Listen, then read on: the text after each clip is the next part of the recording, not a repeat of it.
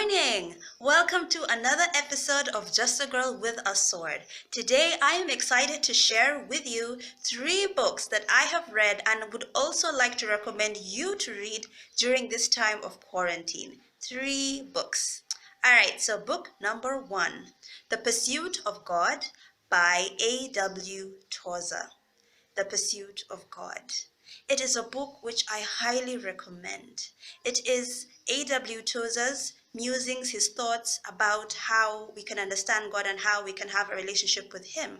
And there's one particular chapter that really just made an impact in my life. In that chapter, he talks about obscurity. Obscurity is meaning that you are okay with being in the background. You are okay with operating and nobody seeing you. It is a form of humility. And he stresses the fact that to be a Christian sometimes means to live in obscurity, to live in humility, not to live in the limelight, not to wait for an applause, because we know that we serve a living God and we work for an audience of one. God is our audience, not man. We work, we serve, we live, we breathe to praise God, to worship God, to serve Him, to honor Him, to please God alone, not man. So that lesson on obscurity and humility, he says it is being comfortable with not being remembered, with fading into the black. Nobody remembers what you do. Nobody sees. Nobody gives you a round of applause. Obscurity. And when I look up at the life of some of the people in the Bible, they totally lived in obscurity. Look at people who were like Moses. Moses did many miracles, granted.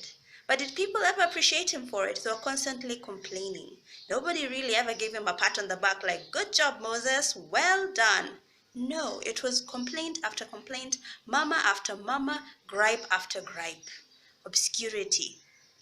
Yet he continued to do it because of his love, of his desire to please God. Look at people like David. David, after he was anointed, waited for around over 10 years before he became king. He was living in obscurity. He was being hunted by Saul. He was just continuing to just live life as normal. He could have been like, hey, I have been anointed by Samuel. You people better respect me. This is what I deserve. This is what I need. But instead, he chose to please God. And even when he ascended and he actually became king of Israel, he still wasn't in it for the glory. In fact, when the Ark of the Covenant was being brought into Jerusalem, finally, he danced with all of his might. And his wife, Michal, was so aghast, was so disgruntled by it, says, oh, King David, so you're going to dance and be so undignified. And what does David say? I will be even more undignified than this for my God. He didn't care about people's opinions, about people's praise, about people's approval. He cared about his audience of one, the living God. Obscurity. So I recommend that you read A.W. Tozer's The Pursuit of God. Obscurity is one of the lessons that I learned, but there's so many more lessons to learn from that book. The second book that I'd like to recommend is Practicing the Presence of God by Brother Lawrence. Practicing the Presence of God by Brother Lawrence. Now, that book teaches us on a practical scale how to constantly be in communion with God. Brother Lawrence was a monk who lived in a monastery, and he was a cook in that monastery. And in essence, he was saying, being in God's presence is not just the 2 hours or the 1 hour or the 15 minutes of quiet time that you allocate every day. That, okay, so I was in your presence, God, I've talked to you, bye.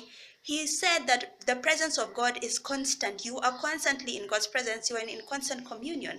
He was saying that even when I'm in the kitchen, I am still communing with God. When I am taking a bath, when I'm taking a stroll, when I am talking to my friends, when I am, as in everything he is doing is communion with God.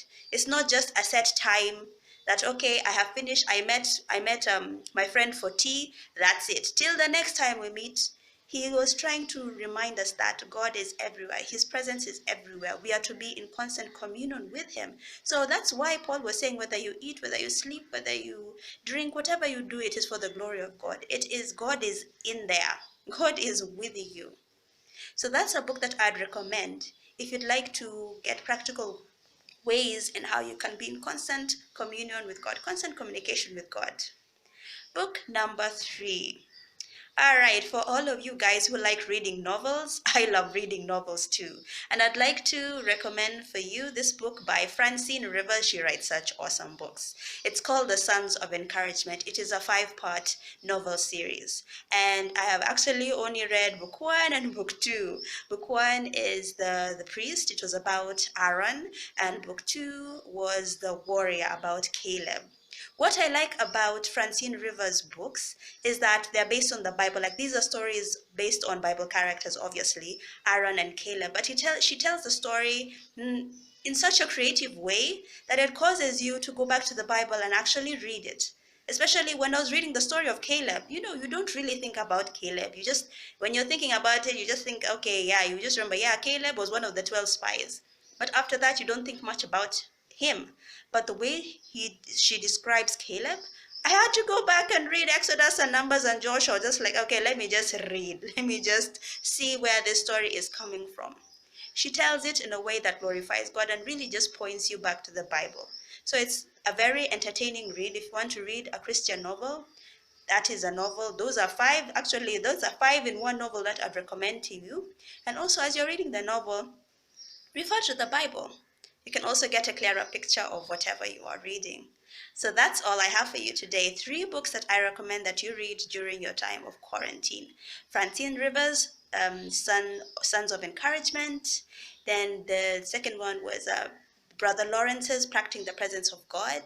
And lastly, A.W. Tozer's The Pursuit of God. Thank you so much for tuning in to this episode.